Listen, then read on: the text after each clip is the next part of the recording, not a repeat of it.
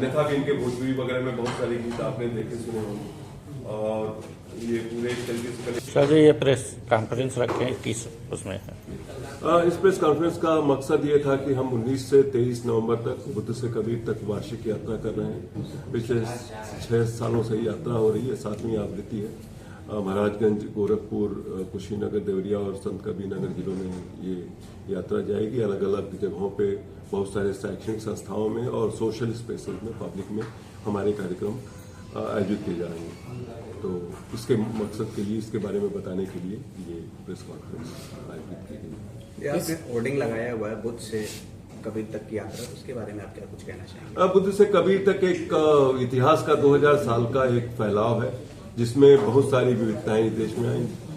बुद्ध 600 साल बीसी में आए, ईसा पूर्व में आए और कबीर 1500 के आसपास आते हैं।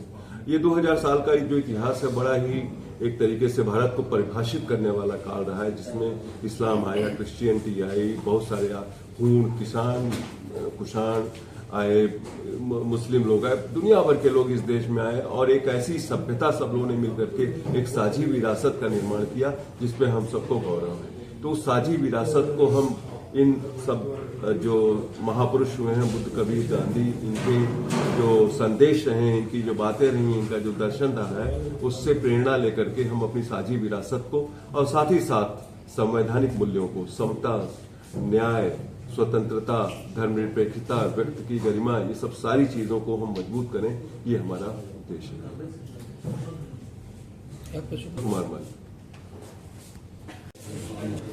ये हमारी बेसिकली 5 दिनों की यात्रा है। जैसे हर साल हम लोग करते हैं उस तरह से इस साल हम लोग 5 दिन की यात्रा कर रहे हैं और अलग अलग जिलों में हम लोग कर रहे हैं। जैसे गोरखपुर से हम लोग महाराजगंज, कुशीनगर, देवरिया, संत कबीर नगर, इन जिलों के अलग अलग संस्थानों में, खास करके शिक्षण संस्थानों में जो कॉलेजेस हैं, स्कूल्स हैं, उनके बीच हम जाते हैं और युवाओं को, जो बच्चे हैं, उनको संबोधित करते हैं, उनको अपने कार्यक्रमों के माध्यम से अवगत कराते हैं और जो हमारी परंपरा है बुद्ध, कबीर, गोरख, गांधी की, इसके बारे में उनको जानकारी देते हैं। और जो हमारा जो शांति की एक यात्रा है वही बुद्ध से कबीर तक की यात्रा है।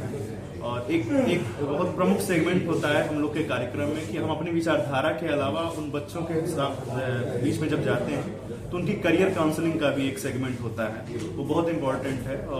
अपने कार्यक्रमों के इतर हम एक सेगमेंट और भी रखते हैं कुछ देर का, जिसमें डॉक्टर विनोद मल सर बच्चों की करियर काउंसलिंग करते हैं।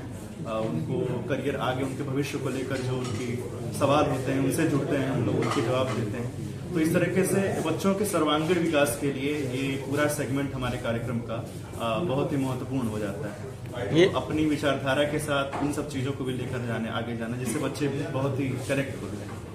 ये यात्रा करने का मकसद क्या है? मकसद यही है कि जो हमारी गौरवशाली परंपरा है, जो मूल परंपरा है हमारे देश की, हमारे महापुरुषों की जो विचारधारा है, जो एकता, समता, अखंडता, ये सारी बातों को बच्चों तक, खासकर युवाओं तक सरल भाषा में, मनोरंजन के माध्यम से, सांस्कृतिक गतिविधियों के माध्यम से और बातचीत के माध्यम से उन तक पहुंचाना, जिससे उनको ये पता चल सके कि हमारा देश जो भारत है वो शांति का देश है, सद्भावना का देश है, एकता का देश है।